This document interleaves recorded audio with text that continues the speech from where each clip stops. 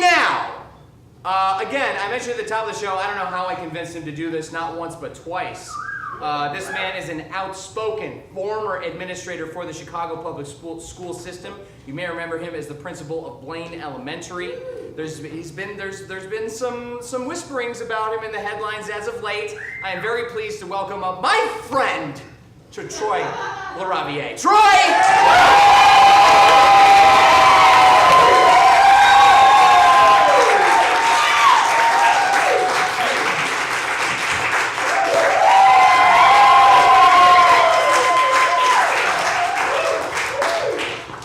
Downsized, brother. Well,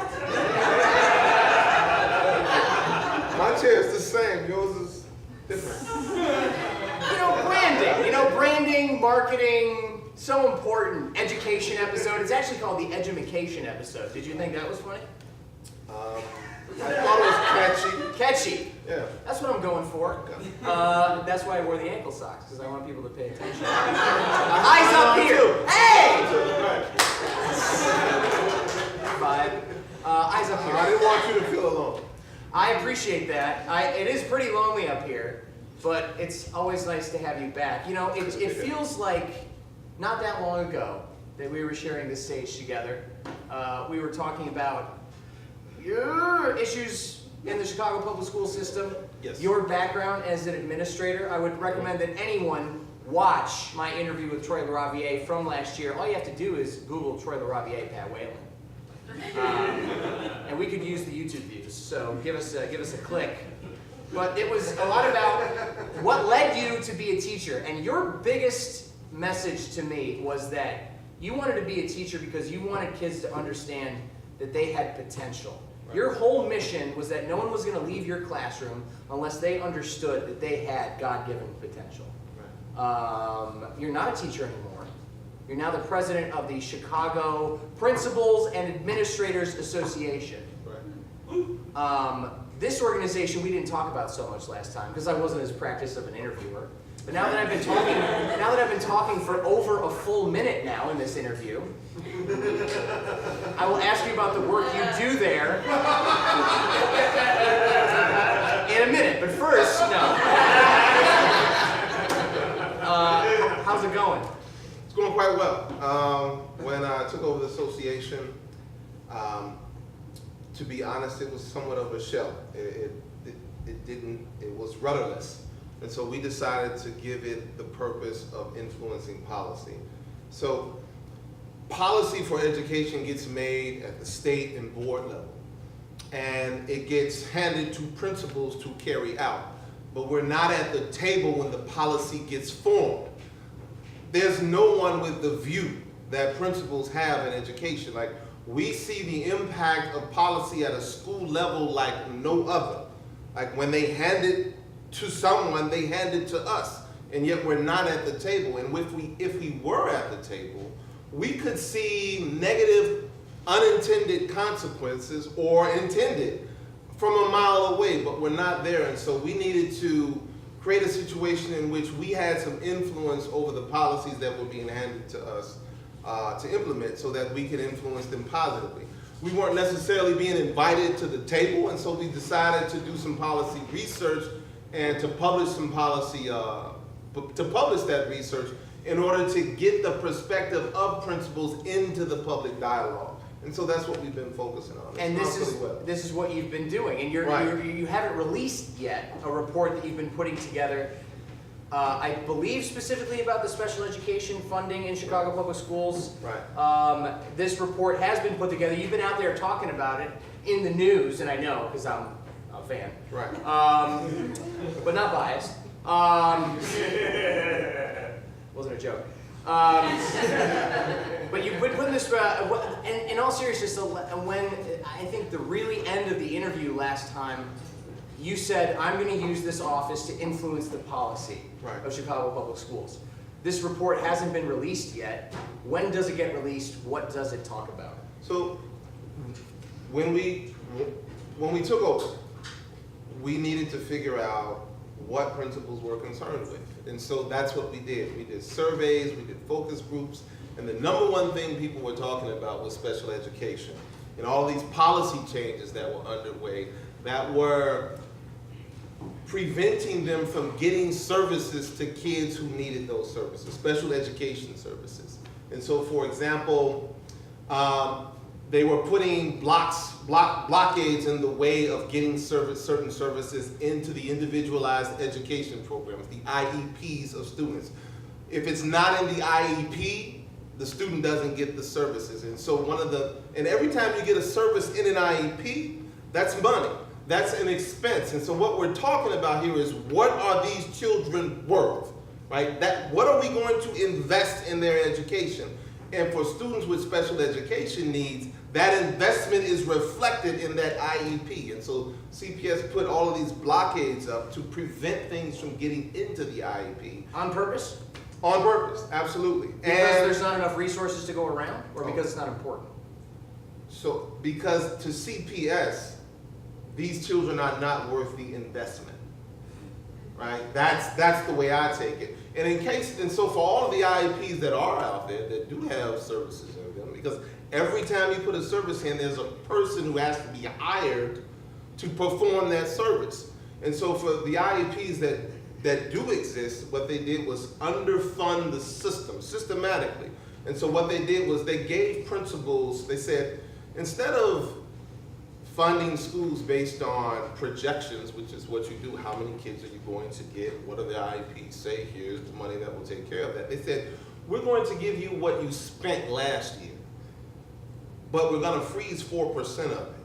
And we're going to freeze that to save it for you, just in case you need it later. And so, in actuality, you didn't get what you spent last year. You got 96% of what you spent last year. And if you didn't have enough, they said, and this was also new, normally if you didn't have enough, you put this thing together called a PARF. And it was basically you requesting, you're saying, we have these many kids, we only have this amount of money, and if it was done right, you got approved. They said, no, instead of that, we want you to spend your general education money on your special education needs. The general education money is allocated just to run the school as is. Right, and then there's a separate pot for special ed. But they began to mix them and say, if you don't have enough in special ed, spend from your general ed. The problem with that is your general ed, everything goes towards something. And so if you're going to spend it on special ed, you have to cut something in general ed. And so they're using the underfunding of special ed to force principals to understaff general ed. And this happens in a district that is already, listen, 849th out of 854 Illinois school districts in the ratio of students to certified staff. It means we are virtually the most understaffed school district in the state of Illinois. Well, what does that look like? Go ahead. Well, it's just, I've said this before on the show that, teachers are greedy and the public school system is bloated. And there's it's like the Pentagon over there. I mean, you guys gotta, come on, snip, snip, am I right? And so,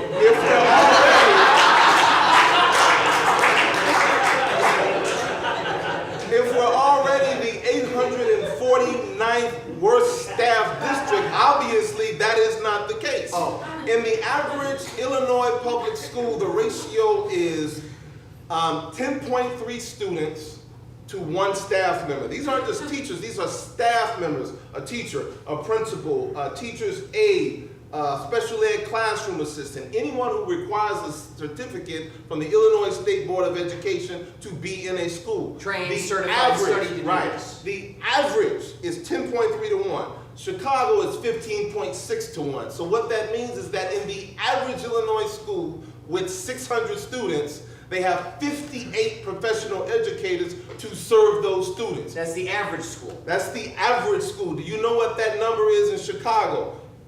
38. And so we have 20 fewer educators to serve the same number of students. And that's not 20 fewer than the highest district, it's 20 fewer than average. In the state of Illinois. And so it's in the context of this understaffing that CPS is using the underfunding of special ed to force principals to understaff their schools even more. Well, Did you notice any disparities in the data? Well, let's just say it, racially. So we looked at, so if you did not want to underfund your school, you got to file an appeal to get that 4%, right? They were going to even withhold more. that 4% for later for you, use Right. the 96. You got to file an appeal. And so we, in our efforts, did, like I said, focus groups with principals to figure out what this appeal process was like. And we did a preliminary report to the Board of Education about some basically delay and deny tactics that we found. And it looked as if schools that served black and brown students were delayed and denied a lot more often, but we didn't have comprehensive data. But reporter Sarah Karp, who is responsible, please give it up for Friend Sarah of the Karp. show, Sarah Clark. Sarah Clark was there at the board meeting, and once we gave our report, she did a Freedom of Information Act request and got the appeals results. And when they released the results to her, it didn't have demographic data in it. And so our association took the file, she made it publicly available, and added demographic data based on CPS's own data. You compiled all of this from individual principals at schools throughout the district. No. We compiled it from the Freedom of Information Act request that Sarah Park forced CPS to release. And then matched it up. we looked at district data files and added the demographic data that they didn't put in the report they gave to Sarah Park. And so now we had a full picture of what was going on here, and these were the results. The percentage of requests granted. And so if you were a school that served majority white students, you on average got 60% of what you asked for. If you were a school that served majority Hispanic students, you got just 14% of what you asked for. And if you were a school that served majority black students, you got 9% of what you asked for. So majority white 60%, majority black 9%. Exactly. And if we took the 10 schools that had majority white populations who filed an appeal, because everyone didn't file an appeal. 158 schools filed appeals, and 10 of them were majority white. Those 10 majority white schools got $1,033,000 out of this process. The schools that had the highest percentages of white students. Care to guess what the 10 schools that had the lowest percentage of white students got? $100,000. Not a dime. Nothing. Zero. Zero. Nothing. We took the 4 majority white schools that got the most out of this process. They got $828,000. 4 schools got $828,000.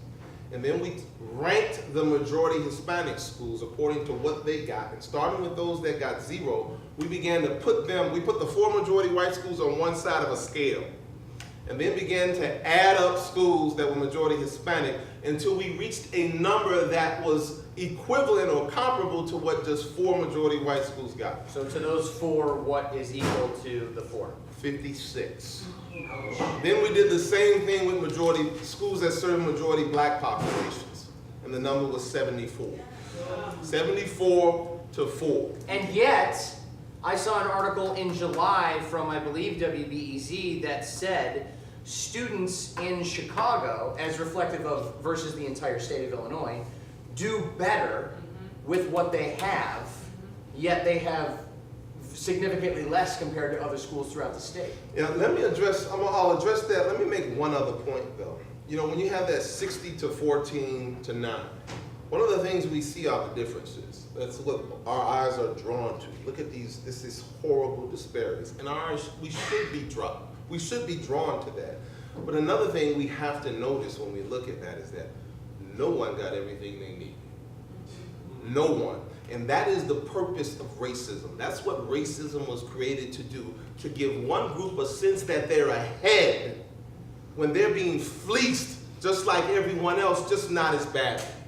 Right? That is the purpose of racism. That the whole reason that this appeals process exists in the first place is because everyone was systematically underfunded. Right? And in terms of your comment, that it takes us to another discussion, and that's about the effectiveness of Chicago public schools and public schooling in the first place. Were you aware that poor children in Chicago public schools do better on average than poor children in any other district in the state of Illinois? Middle-class children in Chicago public schools do better on average than middle-class students in any other district in the state of Illinois. And there are 854 of them, as I mentioned. And upper-class students, students from wealthy households, do better on average than wealthy students in any other district in the state of Illinois. That is because we have the most effective teachers and leaders in the state. The problem, well, the way they're able to pin this failing schools argument on us is we know that achievement is tied to income. We have so many low-income students who come to us on day one of kindergarten behind. I was a principal in North Lawndale, in an all-African-American community, extremely poor. And I was assistant principal, and I was also a principal at Blaine in Lakeview, one of the wealthiest communities in this city. Kids came to Johnson on day one of school, years behind the students who came on day one of kindergarten at Blaine. How is Johnson a failing school when they're already behind on day one of kindergarten? Right? Those kids have been failed long before they ever reached the school system. They've been failed by the alderman, failed by their state rep, failed by the business community that failed to create the kind of jobs that would give their parents access to adequate income to expose their children to things that stimulate cognitive development. They're failed by the fact, and I mentioned this in the last interview, that if you live in Lincoln Park, you have a 0% chance of being exposed to lead paint. 0%? If you live in Austin, your chances are 1 in 4. And so the schools in Austin have an entirely different population of kids to deal with that have been failed before they ever reach the school system. And even if you say it's the parents, what is our responsibility as a society to ensure that these kids get what they need no matter what household they're born into? What is our responsibility to those parents as a society? And so if you about to say something? I don't know. Were you? Yeah. So my whole point in connecting back to Chicago public schools doing better than any other district with what they have, so we get these students who have been failed, but we do better with them than any other district in the state of Illinois. And so if we do better, why are we siphoning off money from the public system that does best and funneling it into a charter and a private system that is nowhere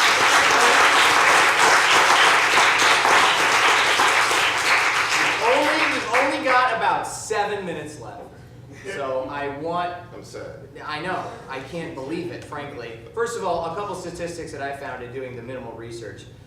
We noticed that the entire district in Chicago has less than 10% white. And yet, that dramatic disparity of resources that you mentioned before. I'd also like to mention, as you said, the students in this city do better than any other district throughout the state. It says on average here that administrators in Chicago Public Schools work 60 to 80 hours a week. I think that the reason, you just said it, the reason the students in the city do so well is because of the teachers and the administrators that help them. It almost stands to reason that what you're talking about would change if we had elected officials in like civil service or elected offices, mayor, that were stewards of this type of ideology that would want to improve on a system that is clearly broken and at least flawed. I read an article that you're quietly exploring a mayoral run. Are you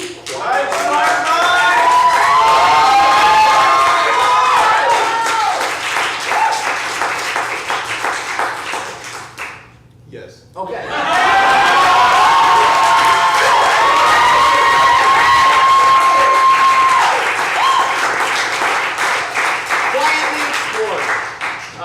Quietly exploring. Okay, you want me to tell the Okay. Because even I don't know this, so let's hear it. So, from the moment I wrote the first op-ed 3 years ago, that kind of catapulted me into the public light, you know, and I didn't expect it.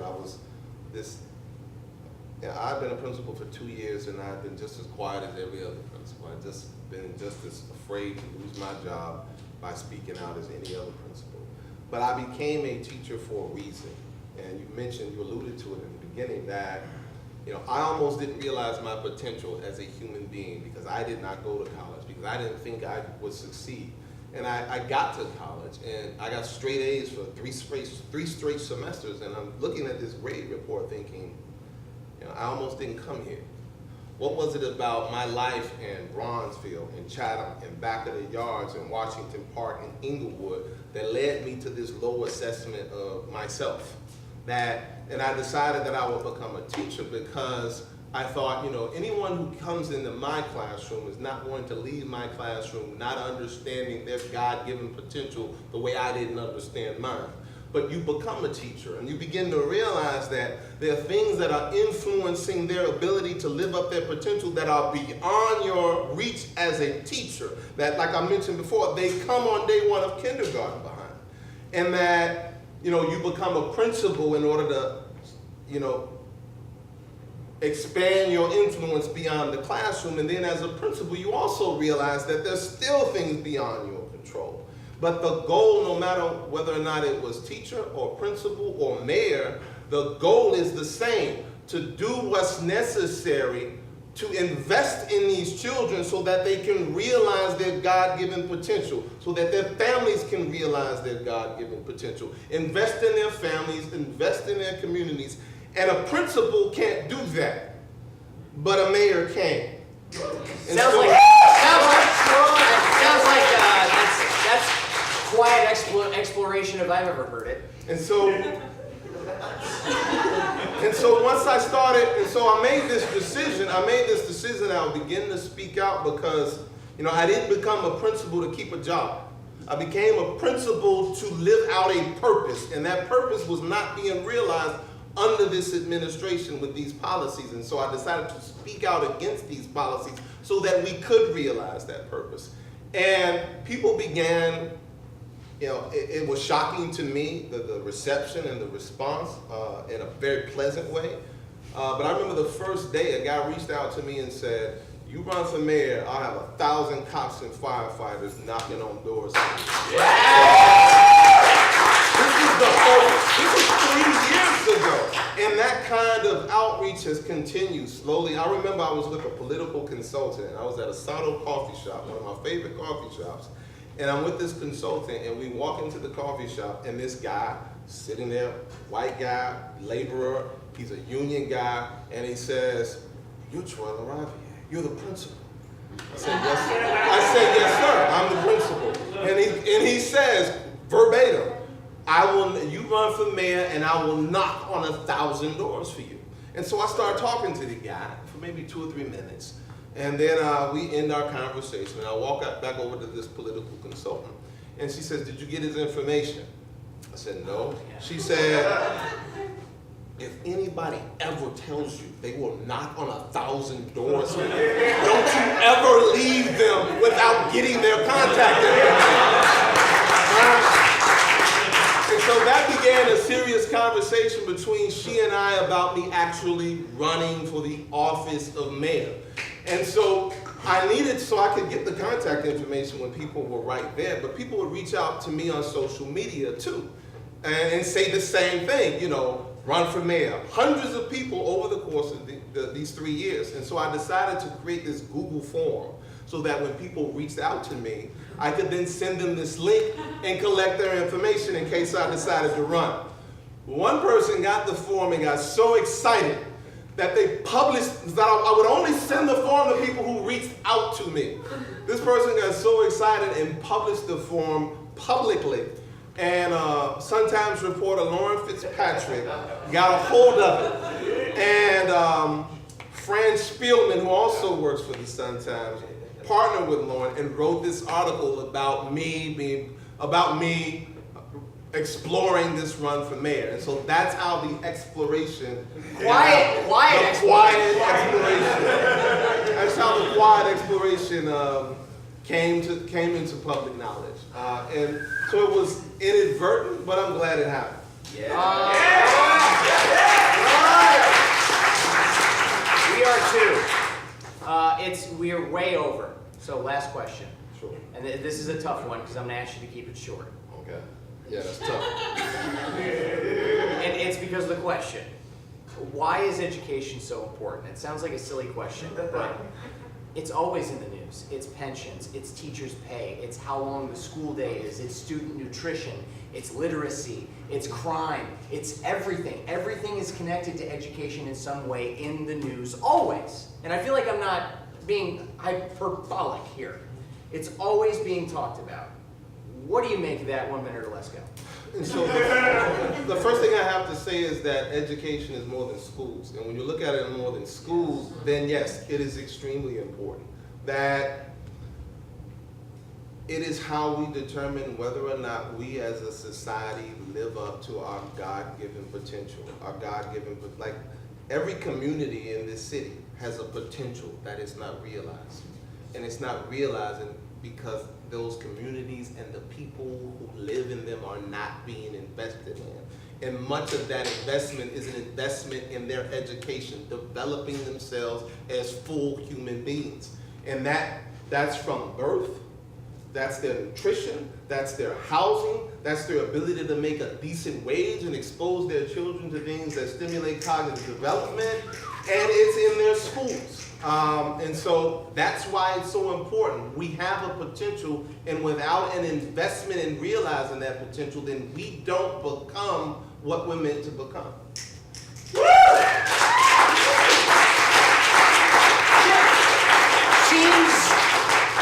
Seems legit. Is that short enough? Yeah, I mean, that was actually perfect, and that's going to be a nice little clip. Troy, again, I want to thank you for coming on a second time. This is not an official announcement of a mayoral run, but we are going to keep our ears open. Will you please keep us abreast of any developments? Give me 4 to 6 months. We'll talk to you.